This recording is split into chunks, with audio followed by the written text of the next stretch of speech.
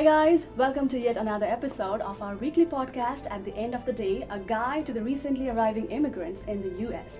And we bring you a new episode every Sunday. And with us today, myself is Dipika Shrestha. And I am Anuz Thapa, and with us today is Mr. Kul Chandra Gautam. He is the former Assistant Secretary-General of the United Nations and the Deputy Executive Director of UNICEF. Welcome to our podcast, Mr. Gautam. Thank you. It's pleasure to have you here. Delighted to be with you. It is such an honor to have a distinguished personality like you in our podcast.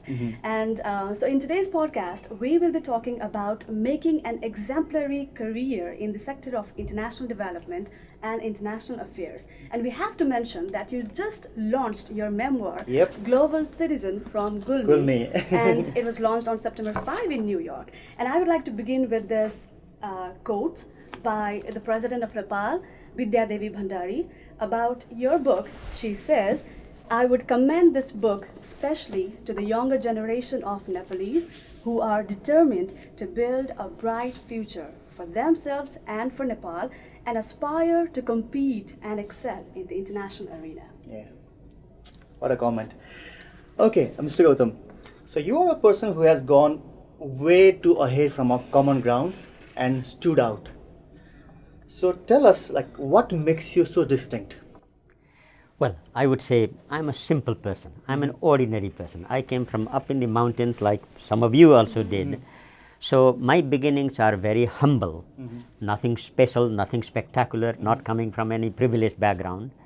Yet, I think what happened to me is from my childhood, I had tremendous inspiration from my grandfather particularly, who wanted me to be an educated pandit coming from the village, because I was born after a lot of sacrifice by my parents and grandparents. My grandfather had 4 wives. In those days that was common. Lucky him. Lucky. He married so many times because he wanted a son. He had many daughters from several wives. But it took a long time for him to have a son. And then when he was born, there was a desire that another son would be born. Remember, in our society, it was a very patrilineal, patriarchal society in those days. But once I was born, the wish of my parents was, this should not be an ordinary child. We should educate him. At a time when in the village, there were no schools.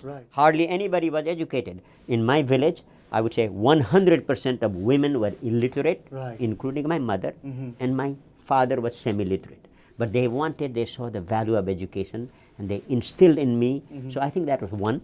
The other is, I think, my own character of being a determined person to pursue and to excel. Mr. Gautam, you come forward as a very confident person, but not everyone is as outspoken and confident about themselves, especially in the earlier phase of their career, and especially when it comes to being a global citizen and working in an international career. How do you present yourself in a confident way? Well, I think part of my confidence comes from the fact that in my childhood, I had to struggle a lot. For example, I came from an ordinary background, but I did very well in my school. And then I got a scholarship, full scholarship, to come to one of the most competitive colleges, Ivy League colleges here in the US, at Dartmouth College, with full scholarship. But I could not get a passport from Nepal. In those days, getting a passport was a privilege for the royal family or well-connected business people from Kathmandu, not from a little village boy who had nothing, no connections at all. So my request for a passport was denied all the way from the foreign ministry up to the secretaries, to the ministers. It went up to the king and was denied. Just because you were a common man? Yeah. Most people would have given up. After the king, there is no higher authority. You give up.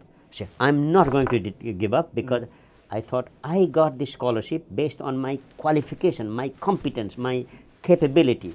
And people with capability should not be punished. This was unfair. So even after the king had denied, I found a way to get around and get my passport 2 years later. So I think that determination, I could even get something when the king denied it, so I can achieve things in the world. Don't give up. Be persistent. I think that was my characteristic for being successful. And Mr. Gautam mentions about this, elaborates this story in his book. Right. Yeah. In today's age, like everybody is talking about global citizen. What makes a person a global citizen? I think an open mind and realization that in today's world, we are all interdependent. No country is fully independent. Even the most powerful country in the world, the US, is not independent in the sense that where do they get their things? They have to trade with other countries. When there are big epidemics, they can affect the United States or any other country. So this is an era of globalization. Globalization has some good parts and bad parts. Okay. And I think those of us who consider ourselves global citizens, we want to be citizens of the world, bring the best of the world. So I think it is that desire to be an open-minded person who wants to learn from the best examples in the world, who is not confined to his or her own little community, while remaining proud of your heritage. Right. You have to be proud of your heritage and your culture and tradition, but don't be limited by it. Open your minds. And I think that's exactly what you did during your time in the UN. So I would like to ask you, how did you exactly entered the UNICEF? Yeah, how did you start? Like, how did you bang those doors? Yeah. That's a long story. It is in my book, you will find. However, the short version of that was that when I was a student in this country, Okay. this was in the late 60s, early 70s. What was the biggest news of those days? The Vietnam War. Right. So I was very actively involved in the anti-war movement against the US policies in Vietnam.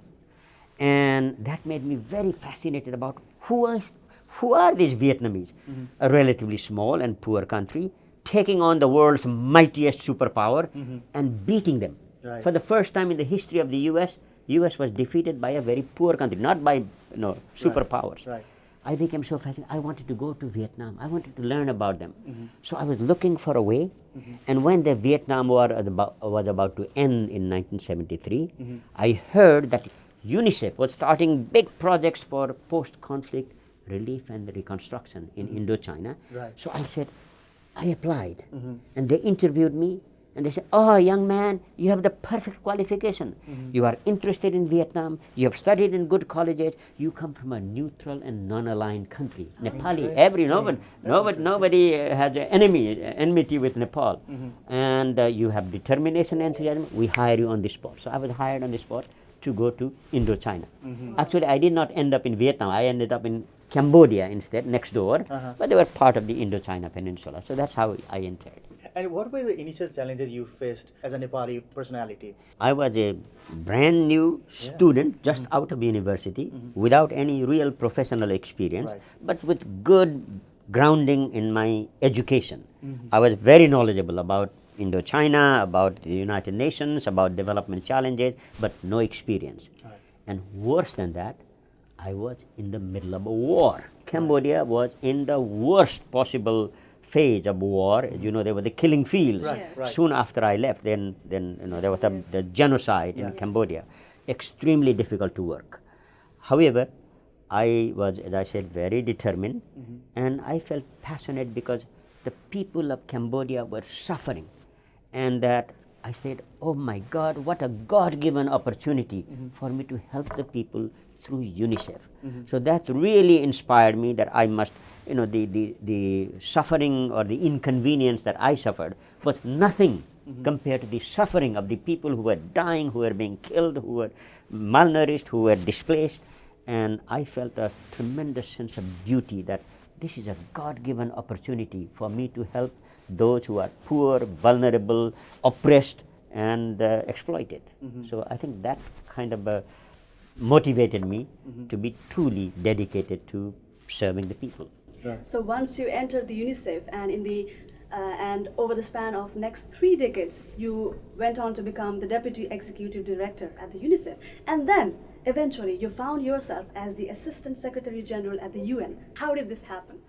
Well, it did not happen suddenly. This was a career of 35 years. Right. So it was after 25 years. I mean, I started from the bottom Right. and grew up the ladder. And actually I was thinking that after Cambodia, that initial experience, because of my fascination with Vietnam, I would go back to Nepal. Right. I always wanted to go back to Nepal. But I found the work with UNICEF so useful, so important, helping the poor and vulnerable. This is where the global citizen idea comes. I thought, in Nepali and in Sanskrit we call Vasudhaiva Kutumbakam. The whole world is my family. And if I can help poor and vulnerable people in Cambodia, it's the same as helping in Nepal. Right. Because we are all human beings. So I said, I got in UNICEF one opportunity after another opportunity. After Cambodia, I went to Indonesia, I went to Laos, I went to Haiti, all during difficult times. And to me, the satisfaction of working in difficult times, not in easy times, was that whatever small contribution you make makes a huge difference. So that inspired me to continue to excel. I was lucky. I got all of these assignments. I grew progressively. And by the time I became Deputy Executive Director and Assistant Secretary General, that was in the year 2000. Right. When, normally those posts are a political appointment. Right. Mine was a rare case. I was not a political appointee. I was promoted to those posts based on my qualifications and experience and competence as recognized by the leaders of UNICEF and the UN, rather than I was not a nominee of the Nepal government or any diplomatic processes. So I would say that what that shows is that there are many paths to success. Conventional path would be going through the foreign ministry, through the diplomatic channel, through your government's influence. The other path is do your good job, perform well, show to your superiors that you are worthy of recognizing as a competent person, and I think that's what happened in my case. Right. Mr. Gautam, there's no such thing called an overnight success. You didn't become Assistant General of UN just an overnight, Not at all. So there was a long journey. Yes. So in today's generation, what's happening is I'm talking about our generation, we are more inclined toward, instant success. Yeah. Can you please advise us how do we go about it? We need everything now. And that advice applies to him. Yeah. Well, I would say that to want quick success is not a bad thing. Okay. Because that makes you ambitious. But what is important is in life, you try, sometimes you succeed, sometimes you don't. You can learn a lot from your failures and lack of success.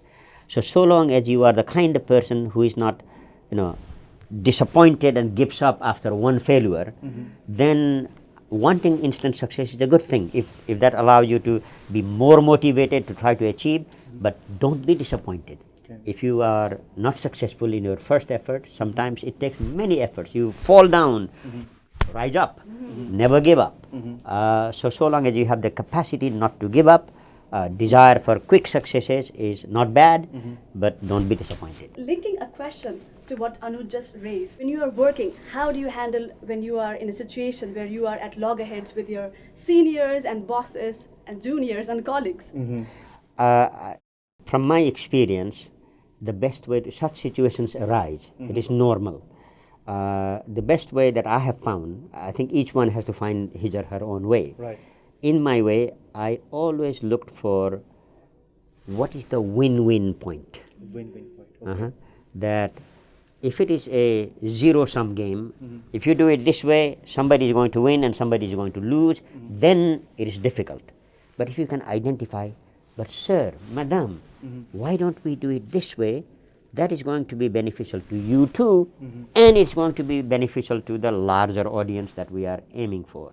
So I think usually my desire, my tendency to look for what can we find a solution that will not be harmful to you, but that will also be beneficial to me and to her. So I think it is looking for common ground, looking for win-win positions. I think if you do that, you disarm people who disagree with you. You disarm because then you realize that they realize that what you are proposing is also in their interest, not against their interest. I think that is that's part of the diplomatic skills that you have to develop when you are working with an organization like the UN or even in everyday life. Mr. Gautam, I'm sure there are so many audience who wants to build their career, especially in this international affairs field, diplomatic field. What kind of skills do they need to acquire in today's generation? Well, I would say if people want to work for the UN or an organization like that, international career, I would say 3 or 4 characteristics are needed. One would be very open-minded, be always willing to learn, acquire new skills, including, for example, if you want to work at the UN, it's important to learn multiple languages. The UN has 6 official languages. If you have only English or one of the other languages but not others, your possibilities become limited. If you also speak French, Spanish, etc., then the world opens up. There are greater opportunities. That's one.